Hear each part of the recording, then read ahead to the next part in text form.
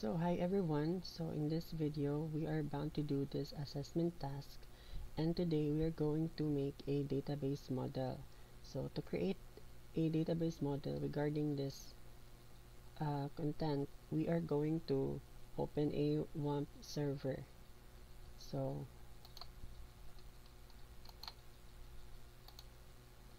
going to click this and then MySQL and then MySQL console.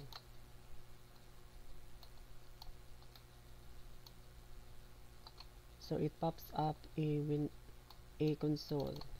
So we don't have a password, so magkuhan lang tayo, enter na nato ni. And then pwede na tayo maka-start. So to start, we are going to make a customer table. So with column names, name, last name, first name, initial, area code, phone, and balance. So ito na i-create diri. And to do that is mag-create sa tauna og database. So create database, going to follow the syntax. Let's just say our database name is CAS.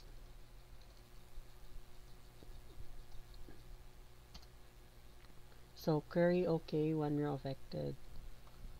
So show databases.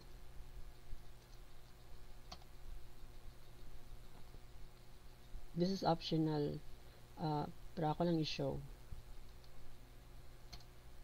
So mo ni makita ang mga database na mo na mga na-create akong mga database information, ICOS, COS, LON, MySQL, and so forth. So since we make a database name COS, so mo na itong use. So,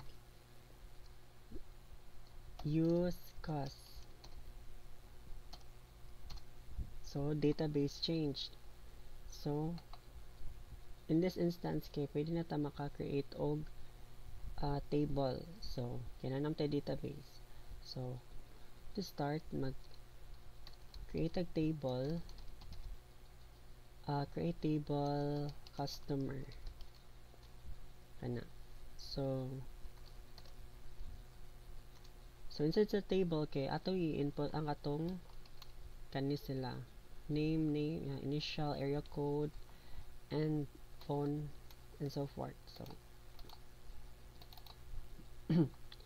so CAS code underscore, and ato siya i-set to integer, and then ato siya set to auto increment, auto increment, then set to unique, not null, and then pwede na ta maka-proceed sa next nga column name, which is CAS name. Set na to siya to variable character niya, tangan na to siya og limit of 50 per iyang size baron, and then CAS sa to CAS first name variable varchar, or same thing Japon, and then CAS initial nya set to variable character 50, and then CAS customer, CAS is for customer na siya, underscore nya area code set to variable character Japan,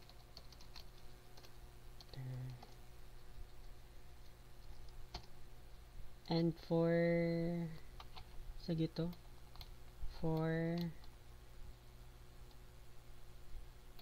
phone and balance, for CAS phone set na to na siya into variable lang Japon, variable character 50. And then proceed ta sa balance. Balance set to varchar gapon 50. And then set na to primary key ang customer code. So primary key. So kani primary key is mo ni siya ang ilanan nga mo na tong unique nga kuan. Primary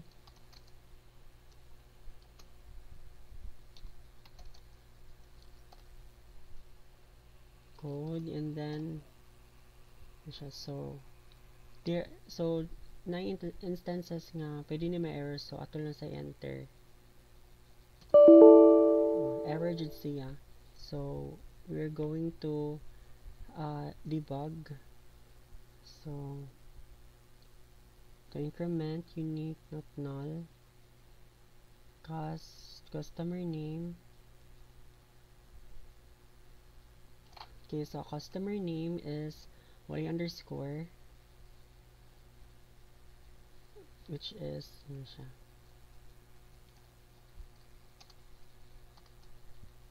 So nadyo mga instances nga pwede ta ma-error ani. Error code niya varchar. And then try na to enter. Query okay, wala, zero rows affected. So okay na siya. So next na to is try na to siya og show ang ihang table. So let's describe ang ngan sa table is customer. So ang kan describe customer or describe mo ni siyang gamiton na to as mo ni nga syntax para ma-pop up na to iyang table. So enter. Mo ni siya. Matong field dara mo na to magipang ibuhat nga columns, which is ang code name, first name, initial, area code, phone nya, balance nya, mo ni mga data type ni giset na to sa ilaha. Cost code mo na to ang giset nga auto increment nya, mo ni siya tong primary key. So I guess no need to explain further, basta mo ni ang structure sa table for customer. So same thing po ang buhaton nato sa next step, which is magbuhat siya mo tog table, pero kanina po na to i-make, which is ang invoice. So kani nga part kay mag-use na dito mga reference something na. So to start, tanan sa na to invoice. Ang atong primary key kuno diri is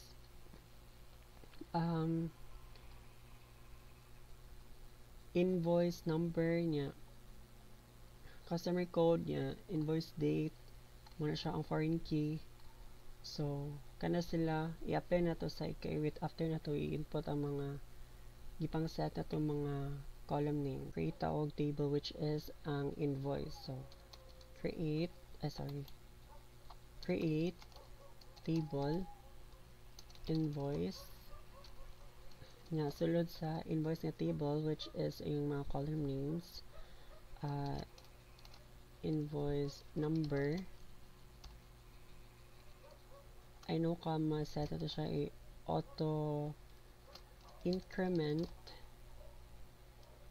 set na to siya unique, then not null. Wala siguro comma diri. Not null, and then proceed ta sa other nga name, which is code, set to integer, then date niya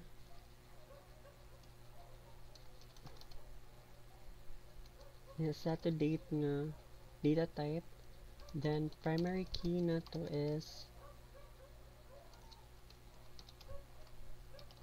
ano siya?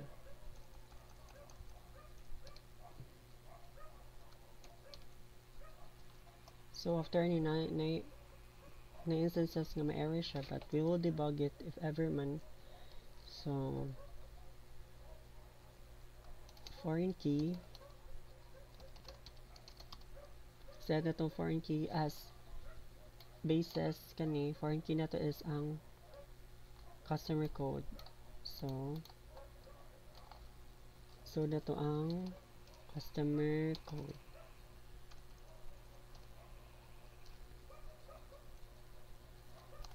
Siya. Code, and then ari na part nga mag-use ta og references. Mag-reference ta kay para ma-connect siya sa kuan. Iyang connection would be still intact sa katong first na to nga or main na to nga table ganiha nga gi-create, which is ang customer. So references is ang reference na to is gikan sa customer, and then ang ato ang name which is ang cost code. So na instances nga may error ni pero tayo tag enter na error, so debug na to.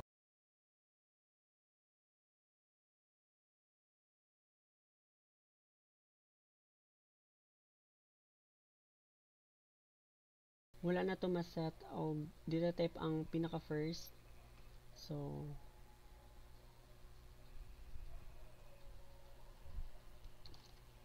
which is kanya siya. Tayo enter wala Japon, so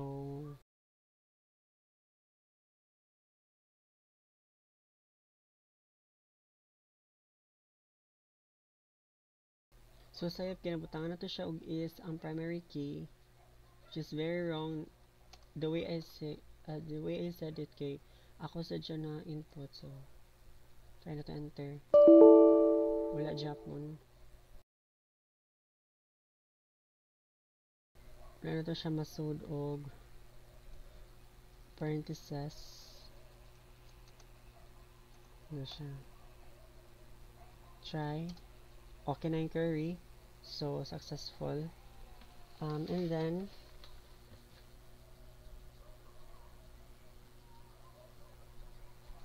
create na po ta og other nga table, which is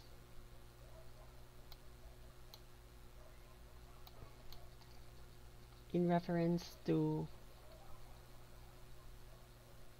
kuan, i-reference na po na to ang invoice sa kaninga line nga table. So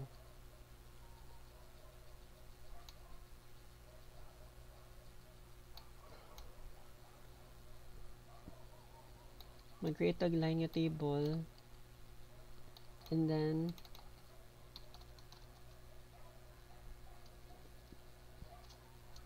create table line. Yan, sulod kay mga items or ang column niya, column names.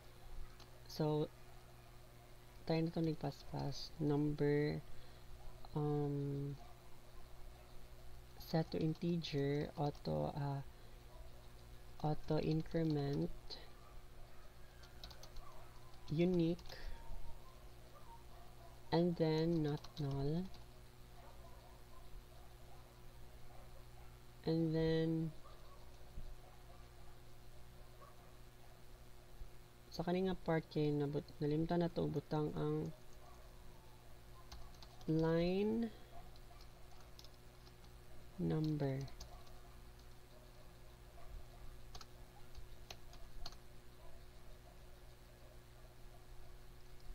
and then int.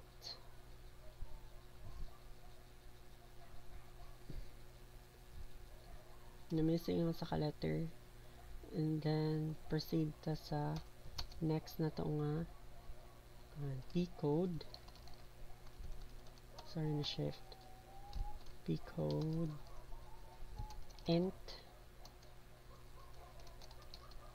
line units, and yeah, line line price, yeah, integer, and then primary key nato is ang line number. Foreign key is foreign key? Ang foreign key is invoice number. Okay, mao man na tong primary key ang line number. So nasa primary key diri, but prioritize na to ang usara gyud ang kuha niya. Foreign key is invoice number. So nadya po instances ka may error ni kay tanawon lang number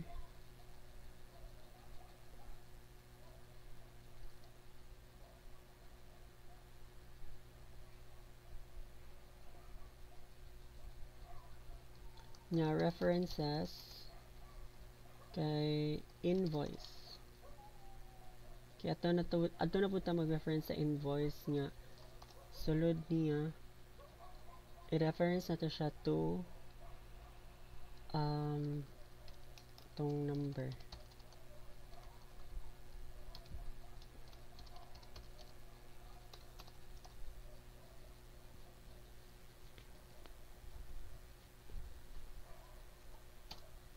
So very okay, sakto ra iyahang kuan, wala ray errors, so which is a good thing.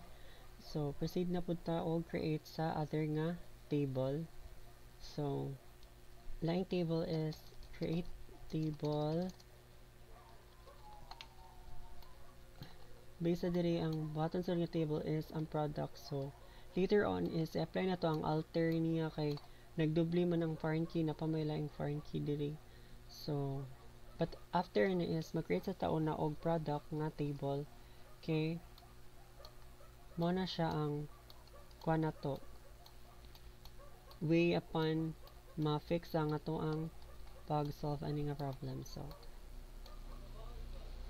create table which is a way of fixing katong foreign key niya, matarong na to og apply ang foreign key. Okay, double na to dito sa first ganyan nga table. So create table dili sa akong name, create table product. So p code muna mga items niya sa load or yung column, set to integer, and then auto increment, increment. So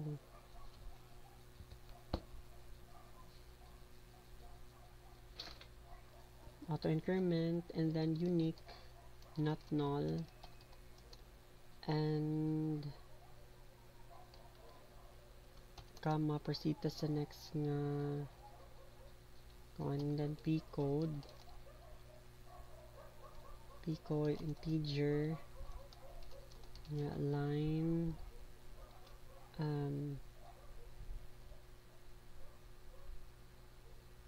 sayop din nalibat ko guys. So unique, not null, and then p descript lang varchar 50, and then p indicate end date rather, and then sa bato end date, and then p q o h set to variable character 50, and then p min set to var character 50.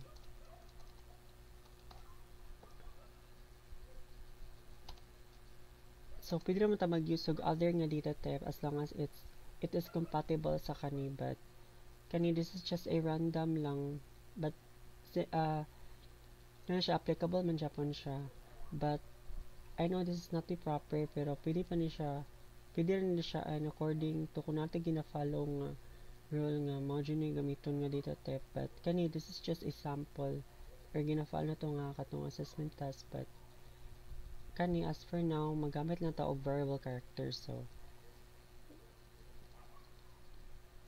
proceed. Set rin na lower square nakuha na ko siya, the small letter ang P, and then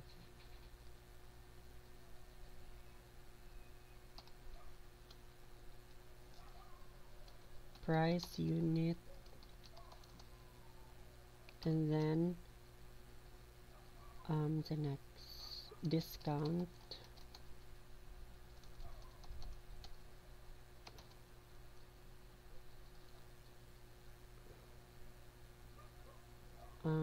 P discount siguro, P discount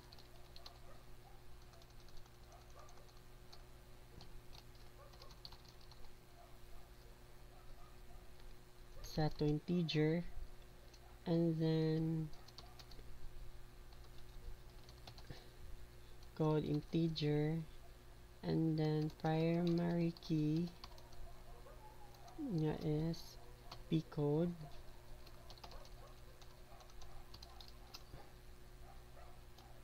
comma. So I hope wala error. So kung naman debug na to, naji error, and then debug jud ta diri.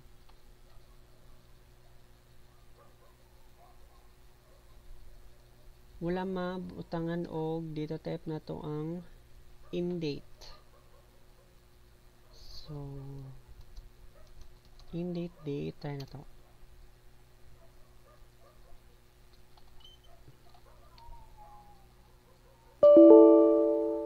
Wala Japan siya. So price unit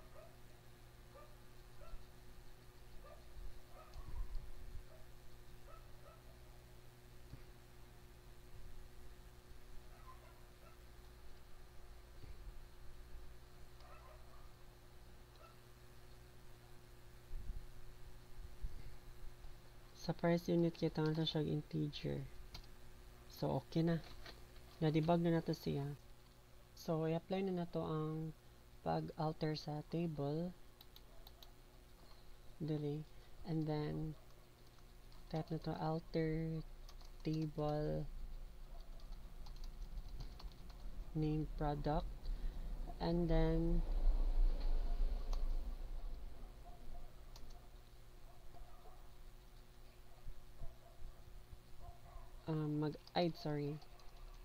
mag-add ta og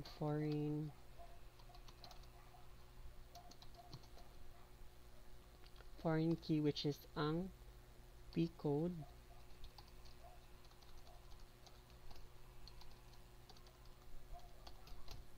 trouble to gaman P code, and then references nato is ang table name niya which is ang product. So product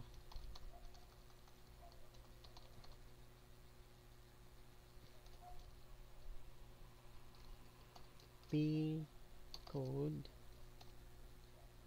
and then siya. So nakuha na to ni ang foreign key dili P code mo ni foreign key mo na niya gi-reference na to siya dili sa product.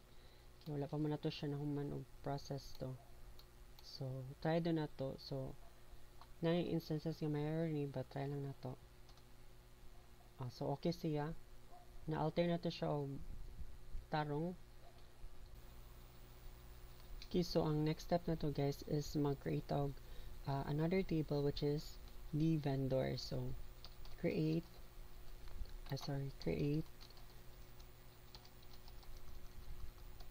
vendor, create table vendor nya ang sulod kay mo tong v code set to integer nya auto increment. By the way, ang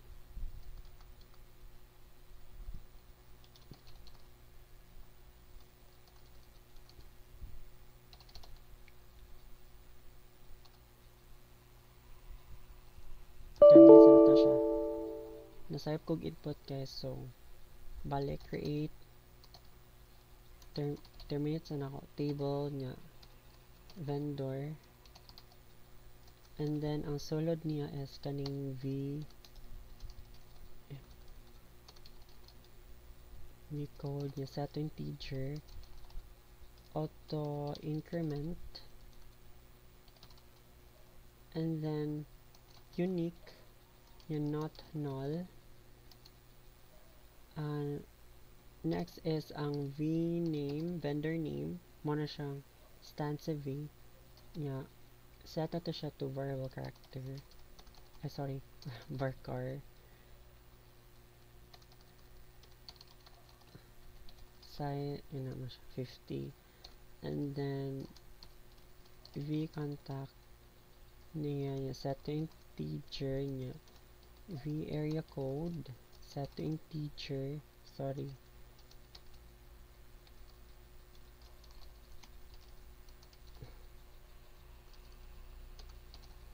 set to integer.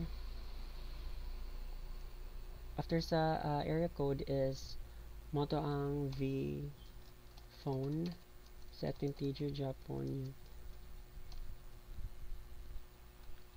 state vendor state muna siya guro pa sa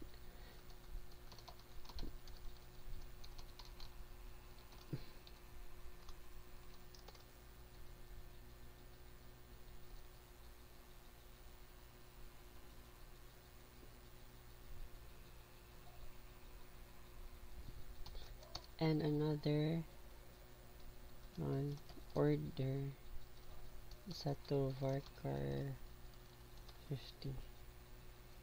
So primary key na to is ang v code,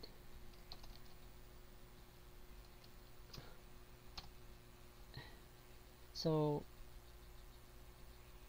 na instances nga may error ni again siguro balik kog mention pero try na to run, so nadyo siya error, so try na to og debug.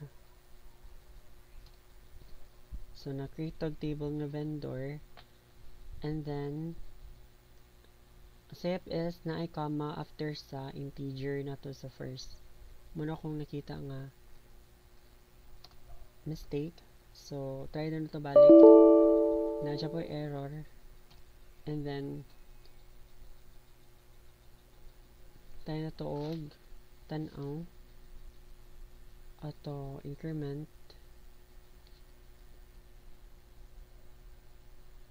sayop ang pag ingon na to sa kuan, himo siya og imbes table himo siya og create tab,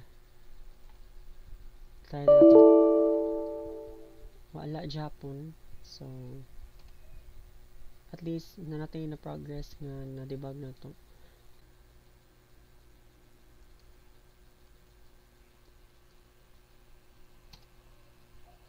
Okay, so na okay na siya, very okay niya, manatag debug guys. So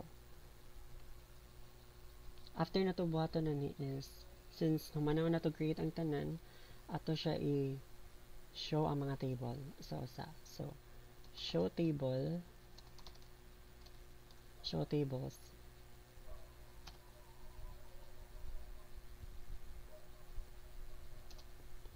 so muna mga tables nga tong ginagamit or gipang apply ani nga to sa atong assessment task. So na natin customer, invoice, line, product, and ang vendor, and nagamit na po na itong mga alters niya sa katong apply through the foreign keys, and natarang po na ito sa primary keyboard niya, and karon isa-usa na ito show yung kwan. So describe customer mo niyahang table along with its data nga gipang input dira nya, karon describe na pud nato ang invoice mo niyang table, karon describe line mao sa ding table karon first line kay product describe product muna siya. So hindi siya tan-awon kay na structure siya og tarong ba. So karon describe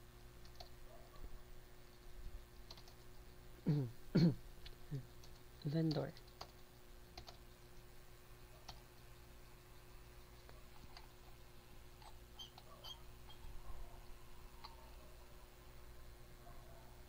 So enter. And mo na tong na-create nga mga tables, guys. So may mga errors dira, so I'm really sorry for that. Did you na malikan nga na instances nga magka-error, but in the end na-success man nato paghimo na ito mga kag-show na to ang tables nila, money customer invoice, line product vendor, and money yung structures sa yung mga datas nga gipang input diri sa mga tables name sa kuan. So mara to siya, guys. Ingani ang pag create og database model sa kaniya assessment task. So thank you for watching.